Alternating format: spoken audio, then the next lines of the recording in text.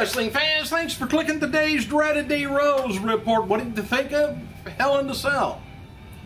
Was it worth the money? Well, I think Raw will be worth the money tonight. Anyway, there wasn't much newsworthy coming out of Hell in the Cell pre-show last night. John Cena mentioned that RYBACK, and threw his hat as, you know, if he wants to be the first challenger for him, but to win, you know, in case RYBACK wins the title, which he didn't. Cena also brought up The Rock and said he wants another shot at him. Cena added that he knows he could beat The Rock. Nobody else knows, but he does. WWE is teasing RYBACK versus Punk for the WWE title at November's Survivor Series pay-per-view. They wrote, Survivor Series offers a prime opportunity for RYBACK to exact his revenge. Can Punk elude the creature's grasp until then? Alright, so apparently there's no rematch tonight. Kane gets the superstar spotlight on WWE website today. Dolph Ziggler, he promised for weeks that he was going to be cashing in the Money in the Bank. He lied to us, the dirty... Anyway, he didn't do it. Ziggler spoke to WWE.com cameras after the pay-per-view and said he didn't cash it in because he did not want to be a dummy and doesn't want to announce when he will cash in the, you know, the suitcase ahead of time. Duh, you kept telling us. Ziggler says anyone who believes he would cash in is a sheep like the rest. Also, the cameras spoke to Rey Mysterio and Sin Cara last night. Rey said that the win at Hell in a Cell only makes them stronger going forward. Rey translated for Sin Cara as he talked about his spot in the match when Sin Cara landed on his head. Cara saw a doctor backstage. Everything is good. The mat's okay.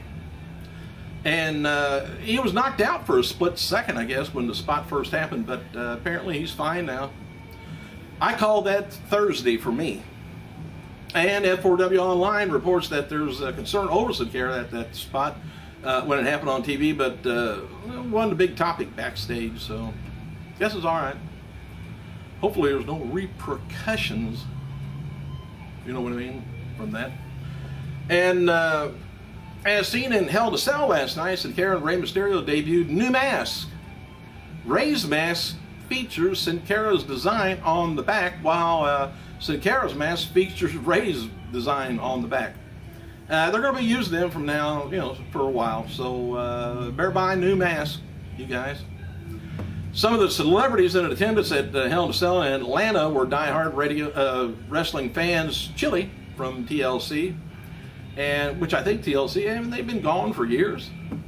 And Oakland A's, Josh Reddick, and wrestling legend Robert Gibson and Squire Dave Taylor were amongst the people backstage visiting.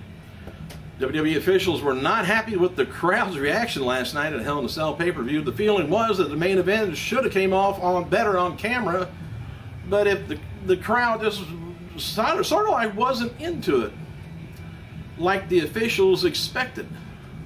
I'm not sure what the problem was there, unless they were just burnt out.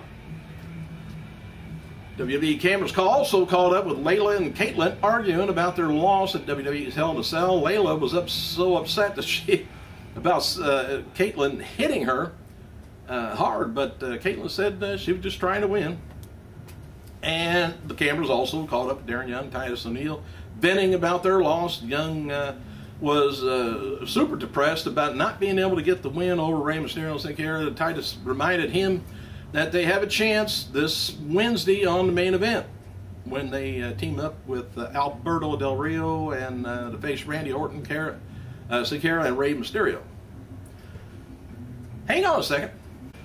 All right, security last night at Hell in a Cell. By the way, talking about security, you guys be safe out on the East Coast there. Security last night at Hell in a Cell pay-per-view were told to remove all signs related to Goldberg.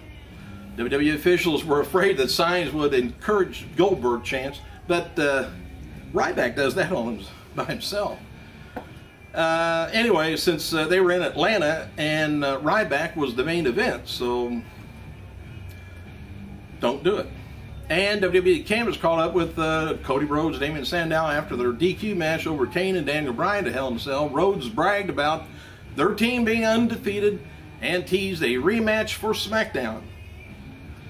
WWE U.S. Champion Antonio Cesaro also spoke to .com after the win over Justin Gabriel at Hell in a Cell. Cesaro says Gabriel got what he deserved, blame it on the fans.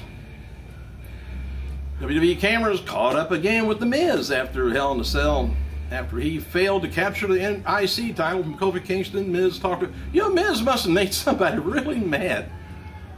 He's getting mistreated something bad, man. Anyway, he talked about how everybody, everyone's better than him, and or he's better than everyone in the ring, and called Kofi Kingston. It was a fluke that he won. Miz added that he will do whatever it takes to get his IC title back. Tonight's Raw, by the way, is taking place at Time Warner Center Arena in Charlotte, North Carolina. I guess there's no problems on the East Coast there. I don't think they've been told to evacuate. But anyway, home of Hall of Famer Ric Flair. There have been strong rumors that Flair will be returning to WWE tonight, but that's not been confirmed yet. So let's just see if he can boat his way into that place. Tonight's show is going to be featured, of course, the fallout from Hell in a Cell pay-per-view, advertised locally as RYBACK versus Punk for the WWE title, but that may change now that Cena is able to compete. I say that's the local title. I mean, that local match for the people. And WWE is focusing on these points for tonight's show. What will happen when Vicky Guerrero brings evidence of AJ Lee and John Cena to light? Can Kane and Bryant regroup by the time it's time to defend their titles again? Can Punk avoid Ryback's grasp until it's time for revenge? Can Sheamus find the way to get WWE World Heavyweight title back from Big Show? What Dolph Ziggler's plan? What is it of the attack? And when will he cash it in? So he's going to have to make a plan to turn that in sometime or the other. WWE World Champion Diamond Dallas Page tells Josh Stewart of Newsday.com that WWE legend Jake the Snake Roberts is moving into one of his Atlanta area homes to train for one more pro wrestling run. Even though he said I'm done, I've retired a year or so back. Apparently he lied to us too. And beginning today, Roberts will move in with Page, and the two will begin training while cameras are going to be filming. It's a planned documentary, I guess.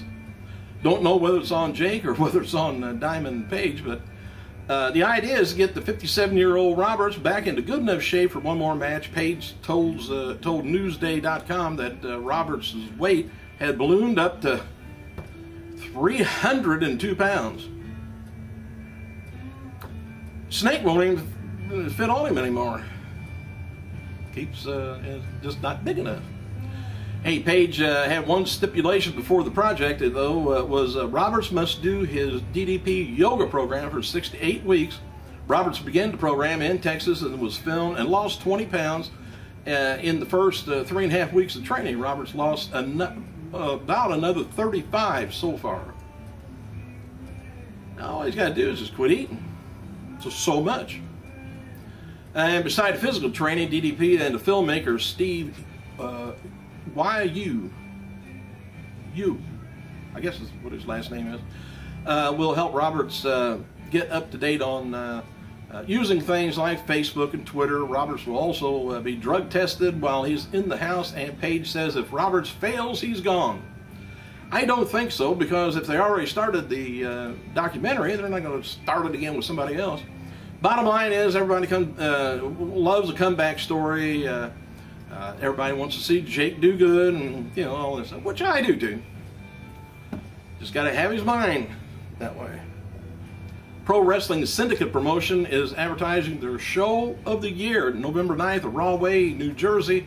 Advertises Mr. Beldig from Saved by the Bell versus Kevin Matthews. Jerry Lynn taking on Colt Cabana. Sammy Callahan taking on Kevin Steele, plus matches with Jeff Hardy, Alpha Jr., Davey Richards, Big O, and others. Linda McMahon, by the way, has reported she was a no-show at a NCAA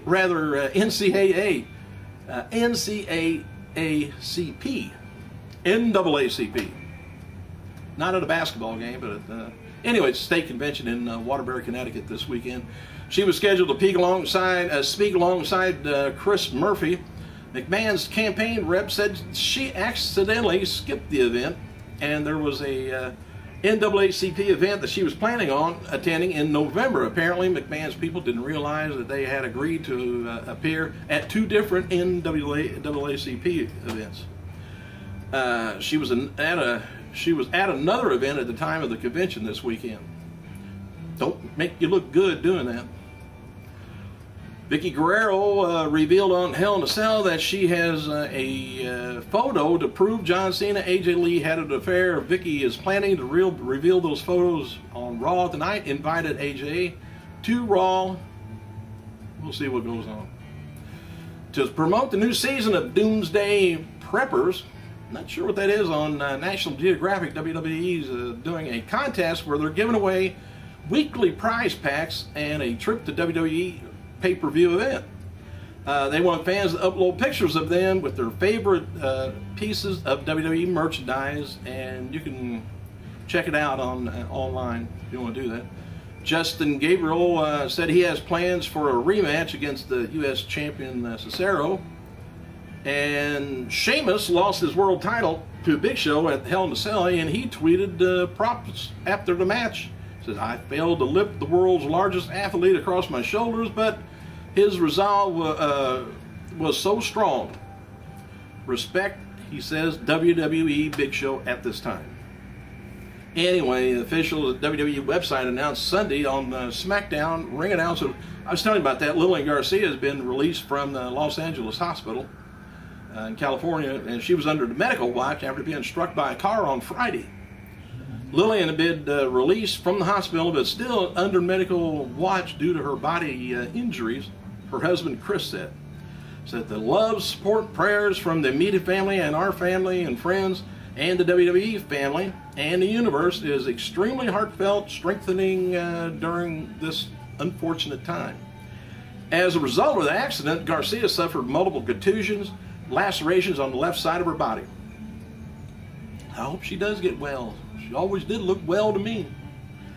And happy birthday to Hall of Famer, wonderful, Mr. Wonderful, the wonderful Paul Orndorff. 63. Thanks for clicking, you guys. Let me know what you thought about Hell in a Cell. I gotta go.